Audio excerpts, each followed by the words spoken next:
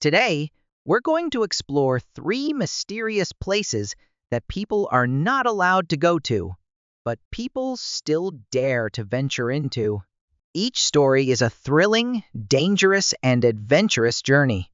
Before we get started, if you love strange, dark, and mysterious stories told in a compelling way, you've come to the right place. That's what we do. Stories that take you through the strangest things in the world, with new content added every week. If that sounds interesting, hit the like button, leave a comment, and use the money your grandma gave you on your birthday to support our channel. Don't forget to subscribe and turn on notifications so you don't miss any future videos. Now, let's get started with today's mysterious stories. Today, we will explore three places you are not allowed to go, places that are considered taboo, dangerous, or so mysterious that most people do not dare to set foot in them. However, there are people who have braved it all to explore them, and their stories are amazing. But before we dive into these stories, if you are a fan of strange, dark, and mysterious things told through vivid stories, then you have come to the right place. We specialize in these things and upload a new video every week. So if you are interested in such stories, hit the like button, subscribe to our channel, and turn on all notifications. That way, you will not miss any of the fascinating content we share. Also, share our channel with your friends and family, or even hijack your grandma's birthday money to buy one of our t-shirts. Just kidding. Now, without further ado, let's get started with today's mystery stories. The fateful morning. 11:30 a.m. on August 14, 2005, the skies over Athens were clear but not calm. Two Greek Air Force fighter pilots were tensely performing their missions, flying high in their state-of-the-art F-16 jets. Before them, a Helios Airways Boeing 737-300 appeared on the radar screen. The plane, flight number 522, had departed Cyprus at 9:00 a.m. and was supposed to land safely at Eleftherios Venizelos Airport at 10:45 a.m. Instead, it was circling in the Greek sky without any communication with air traffic control. The silence of the plane raised fears. Was this a hijacking? Or had a serious technical failure occurred? Any scenario could have led to disaster. With millions of Athenians living below, the possibility of a plane crashing into this crowded city was unthinkable. In the face of urgency, orders were given. Two F-16s were to approach flight 522. Check the situation and report immediately. A horrifying scene. As the two fighter pilots approached the Boeing 737, they tried to look through the passenger cabin windows. What they saw shocked them. All the passengers were unconscious, their heads bowed, oxygen masks dangling over their faces. No one moved. Inside the cockpit, through the glass, the two fighter pilots saw that the seats of both pilots were empty. Instead, a man without a pilot's uniform was there. He was desperately trying to control the plane. The man, clearly not a professional pilot, looked out the cockpit window and waved. He pointed down, as if to say that the situation was out of control. From there, the flight began to lose altitude, slowly descending. A small but fatal mistake. To understand the cause of this tragic situation, we need to go back in time a few hours before the flight took off. The Boeing 737 had undergone a routine technical inspection in Cyprus. During the inspection, a maintenance technician changed the cabin pressure adjustment knob from auto to manual mode in order to perform technical operations. However, after completing the work, the knob was not set back to automatic mode. This seemingly small incident became the source of the tragedy. When the flight reached cruising altitude, The cabin pressure was not adjusted properly. The emergency oxygen system activated, causing the oxygen masks to fall.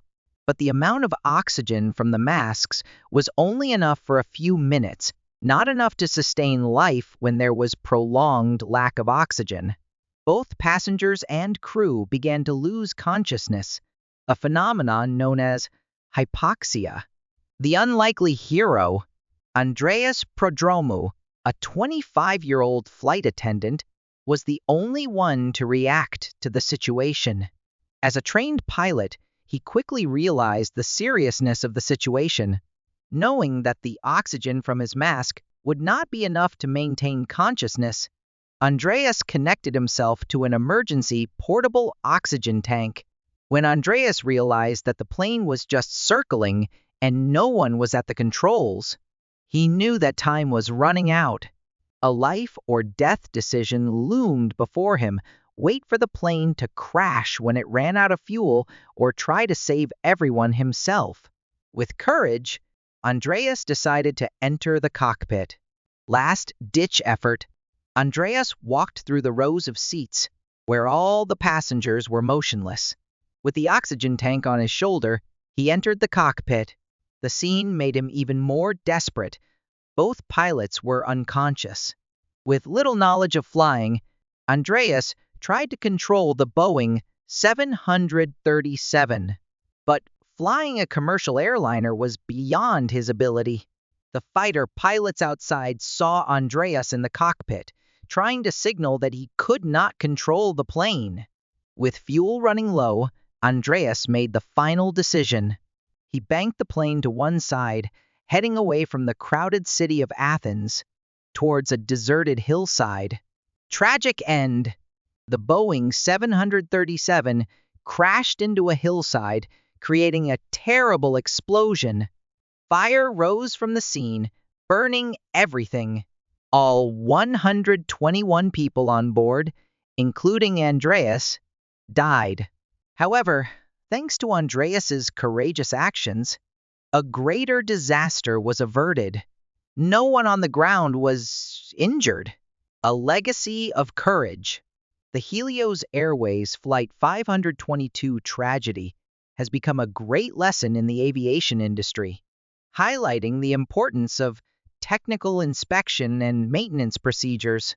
But above all, this story is a testament to the extraordinary courage of one man in desperate circumstances.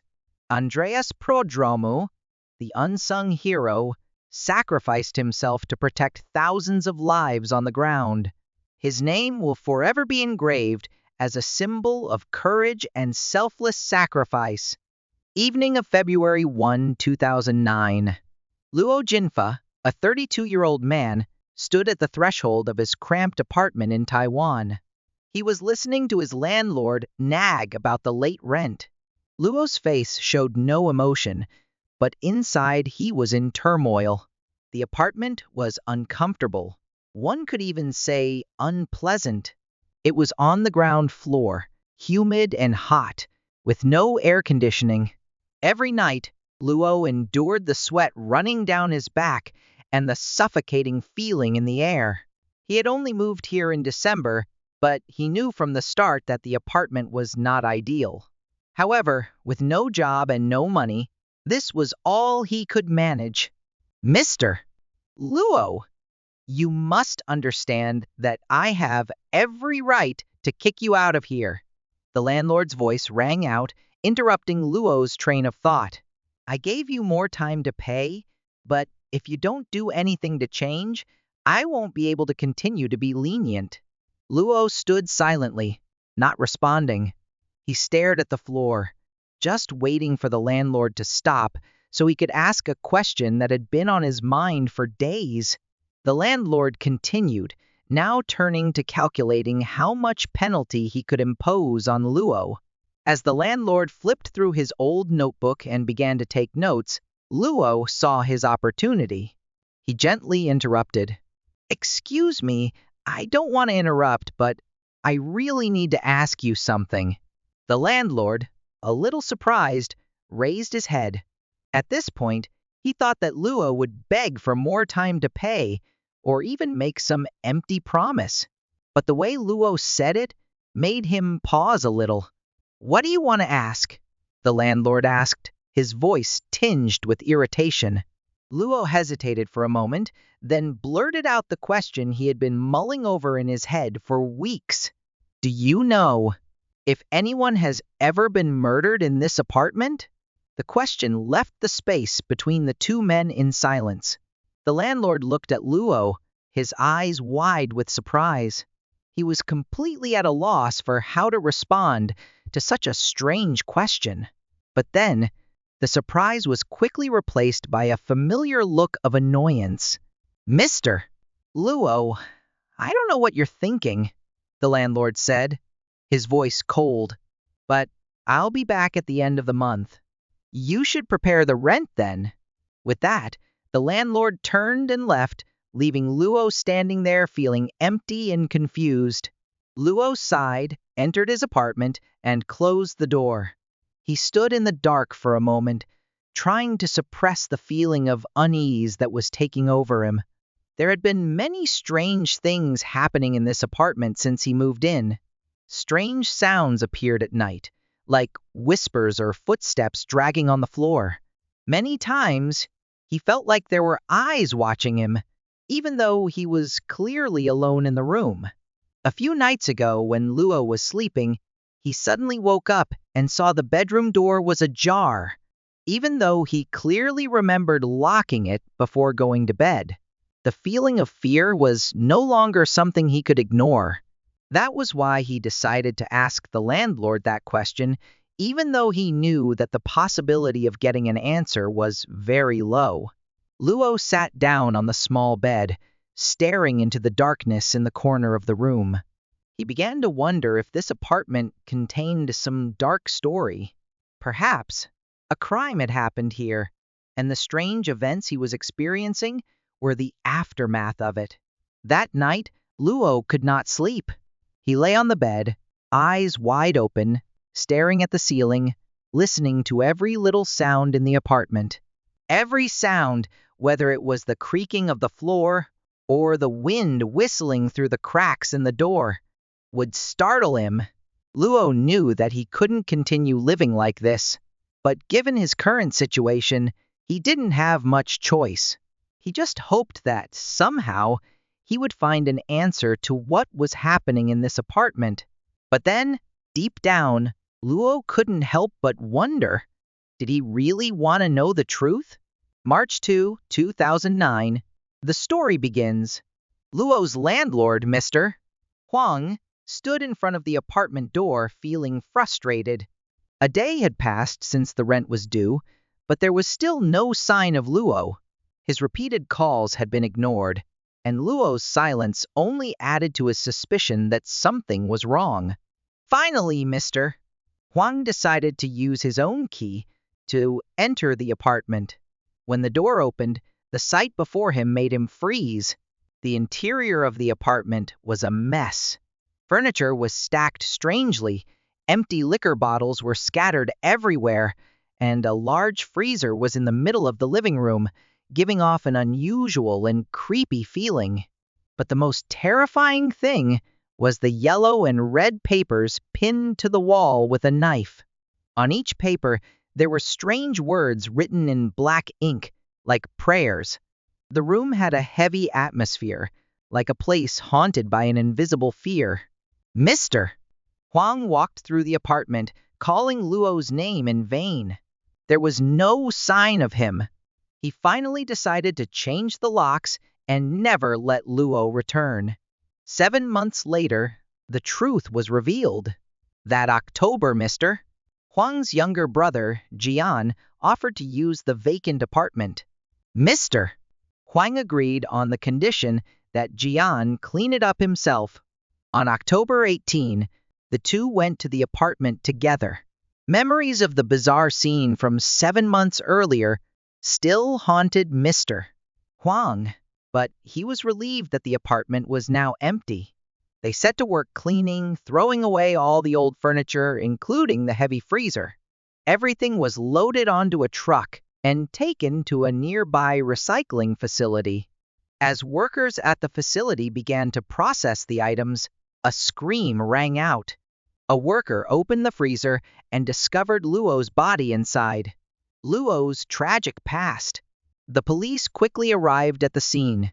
Through investigation, they discovered that Luo had believed that his apartment was haunted. At night, he would hear footsteps from the apartment upstairs, even though the floor was empty. He even saw shadowy figures moving around in his apartment. These experiences caused Luo to panic and gradually lose the ability to distinguish reality from hallucinations. To cope with his fear, Luo found his only safe place, the freezer in the middle of the living room. He often climbed inside, leaving the lid ajar, creating a small gap for air circulation. But one night while drunk, Luo accidentally closed the lid. The air ran out, and he slowly suffocated to death. Luo's death was a heartbreaking tragedy, encapsulated in the chaos and fear of his final days. More than 7 months after his death, the truth was discovered, leaving a haunting impression on all who knew this story. The lingering echoes. After the incident, the apartment was left vacant forever. Mr. Huang decided to sell it, not wanting to keep any memories related to Luo. Luo's story became a terrifying warning, reminding people of the darkness that we cannot see with the naked eye, but haunts the soul forever. This is the remarkable story of S. Umora, a young Cambodian farmer determined to harvest bat guano in the Cambodian jungle to support his family's livelihood. The story begins on a quiet morning on August 4, 2019, when he left his farm with the goal of climbing the nearby Fan Mountain. This is one of the mountains that contains cave systems rich in bat guano, a valuable natural fertilizer for agriculture. Journey into the cave. After more than an hour of strenuous climbing, Umora reached the entrance of a cave that he was sure was full of bat guano. The cave is notoriously dangerous because of its narrow entrance, only about 3 feet wide, nearly 1 meter, and the winding, cramped interior. Many other guano harvesters have avoided it because of the potential risks, but Umora, with her petite body, decided to take the risk. With a flashlight in hand and a specially designed guano bag, he crawled into the cave through the narrow passage, passing through small tunnels that led to larger spaces, small caves where bats lived and their guano accumulated. Exploring the first caves. In the first cave, Umora found a considerable amount of guano scattered everywhere. He quickly collected it and transferred it to a bag. Once he was done, he continued on to the second cave. As he shone his flashlight forward, he saw a spectacular sight. Thousands of bats crowded on the ceiling, creating a moving wall. As they moved slightly, he knew that the guano in this cave could fulfill all his goals for the trip. Unexpected problem. But before reaching the second cave, Umora had to overcome a terrifying challenge, a crack in the ground right at the threshold between the two caves. The crack was about 6 inches 15 centimeters wide, but when the light was shone down, it seemed to stretch forever into the darkness, like an endless hole in the earth. Umora had always shuddered when confronted with this crack on previous trips, but this time, he was determined to make it through. In the pitch blackness of the cave, S slowly navigated through the narrow bends and crevices.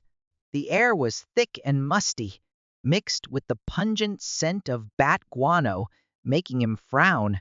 But he reminded himself, this was something he had done hundreds of times before. Foraging for bat guano had become a part of his life, something he was both familiar with and constantly afraid of. This time, things seemed different. He was deeper than ever, chasing the promise of guano. Treasure! In an area that no one had ever touched before. The deeper he went, the more claustrophobic the space became. A giant crevasse blocked his path, a seemingly bottomless abyss swallowing the light from the flashlight he held in his hand. S looked down, and a primal fear invaded his mind. Like the deep ocean, he told himself, trying to calm himself. It was the invisible fear of what could not be seen, what could not be known. He took a deep breath, his eyes trying to scan the abyss. He knew that if he could make it through, the reward on the other side would surely be worth it. Carefully, he crawled through the crevasse, clutching the strap of his bag filled with collected bat guano. But as soon as he was through, he felt a strong pull from behind. His heart felt like it was about to jump out of his chest. All sorts of terrifying thoughts raced through his mind. A monstrous creature? Something pulling him down? Turning around, S realized that it was just his bag stuck to a sharp rock edge. A sense of relief washed over him, but it didn't last long. As he tried to pull the bag out, the flashlight rolled out of his hand, falling into the abyss. He watched the light spin in the air, horrified, but then it stopped abruptly. The light from the flashlight was still there, shining up from a depth of only a meter or two below. "There's no way I can leave the flashlight behind," S muttered. "I need it to get out of here." He carefully backed through the crack, once again facing the terrifying abyss. Reaching for the flashlight wasn't easy. His hands trembled as he touched the edge of the crack. He forced himself deeper, his shoulders pushing against the crevice. Finally, his fingers touched the flashlight, and the moment he gripped it, a cold shiver ran down the back of his neck. He flinched, his heart pounding. The light from the flashlight flickered, creating strange shadows on the cave walls. He hastily withdrew his hand, but in a moment, a small noise came from behind him, like footsteps or a falling rock. S turned around, the flashlight shining everywhere, but saw nothing but darkness and deathly silence. He told himself that he was just imagining things. However, tension filled the air. He gripped the flashlight tighter and quickly walked towards his bag. As S stepped out of the dangerous area, he couldn't shake the feeling that something had changed. The light from the flashlight now seemed weaker, dimmer, making the space around him even more mysterious. 2 days later, S's family began to worry. It wasn't uncommon for him to disappear for a few days, but this time, there was something unusual. His brother, who often went with him to collect bat guano, decided to go on a search. As they approached the mountain, S's brother felt uneasy. The wind whistling through the crevices of the rocks sounded like a mysterious whisper. Finally, he reached S's favorite cave. Using his flashlight, he carefully crawled through the narrow passages, calling his brother's name, but there was no response. After hours of searching, he came to an area with a large crack. The light from his flashlight shone down and suddenly stopped at a shiny object. It was S's flashlight, still in the same place as if he had never left. His hands trembled as he picked up the flashlight. A strange feeling came over him, as if he was no longer alone in the darkness. He raised his head and Christine stopped the car right on the side of the road, right in front of the barbed wire fence of the Booth Cemetery. The moonlight quietly illuminated the gloomy atmosphere, making the long rows of tombstones look like silent shadows in the night. I, with my luggage full of fatigue and not expecting any adventure, felt the tension radiating from Christine. She gripped the steering wheel tightly, her eyes filled with confusion, but also determination. "What did you say this was?" I asked, trying to keep my voice from shaking. "Booth Cemetery," Christine replied, her voice small but firm. "The most haunted place in Kansas. And deep inside, there's an old chapel. That's got the staircase to hell." The statement sent a chill down my spine. As a horror writer, I'd heard countless stories about strange places, but this was the first time I'd been confronted with such a bold claim. The staircase to hell? Wasn't that what they used to scare children? Come on, Christine. This is a joke, right? I tried to smile, hoping she'd laugh along with me. But my smile was met with a serious look from the young girl. It's not a joke, she said softly. I've been here. I've seen it. And I think you should see it too. I wanted to refuse, to say that I was just a tired writer in need of a long nap, not a ghost hunt. But there was something in Christine's eyes that made it impossible to refuse. A pleading, an unconcealable fear. Okay, I said, sighing. Let's go in and see. But if anything strange happens, I'll be right back. Christine led me past the fence, where the old gate creaked as we pushed it open. Every step on the dirt path made me feel the eerie silence. There was no sound except the crunch of dry leaves under our feet. Christine's flashlight beam swept across the faded gravestones, etched with faded names that time had worn away. After a few minutes, we came to a more open area. There, I saw a dilapidated structure, only a section of stone wall remaining, and a dark entrance leading underground. This is the old chapel, Christine said, her voice soft. The stairs are below. I stood still for a moment, staring at the pitch-black entrance. There was a heaviness in the air, as if everything around me was holding its breath. I was not superstitious, but I couldn't deny the unease. Do we really have to go in there? I asked. Christine didn't answer right away. She looked at me, her eyes worried but also determined. I've been down there, she whispered, but I can't go any further. I wanted you to see it, to know I'm not crazy. We descended the stairs, one, by the dim light of our flashlights. The air grew colder and more oppressive as we went deeper.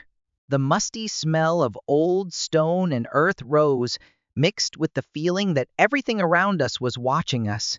When we reached a small hallway, Christine stopped and pointed to a rusted metal door at the end. That's where it starts, she said. I moved closer, curiosity mingling with fear. As I pushed the door open, I saw another staircase, not old stone this time, but metal steps, stretching down into endless darkness. There was no light below, just an eerie silence. Christine stood behind me, her voice trembling slightly. They say if you go all the way down the stairs, you'll never come back. I turned to look at her, trying to say something to break the tension. But before I could open my mouth, a sound came from below, a strange whistling sound, like a distant voice calling my name. I backed away, a chill spreading through my body. Let's go, I said quickly. But Christine didn't move. She stared at the stairs, her eyes wild. Didn't you hear? She whispered. They're calling me. I tugged at her hand, trying to lead her outside. But she resisted, as if held back by some invisible force. I had no choice but to shout, Christine, go now, or we'll never get out. Finally, I dragged her out of the hallway, up the stone stairs, and back to the surface. When we stood in the moonlight again, Christine was sobbing, her whole body shaking. I heard them, she said. They want me back. I don't know what happened there, but I do know one thing. It's no place for humans. The stairway to hell isn't just a legend. It's a warning. And I never want to go back there again.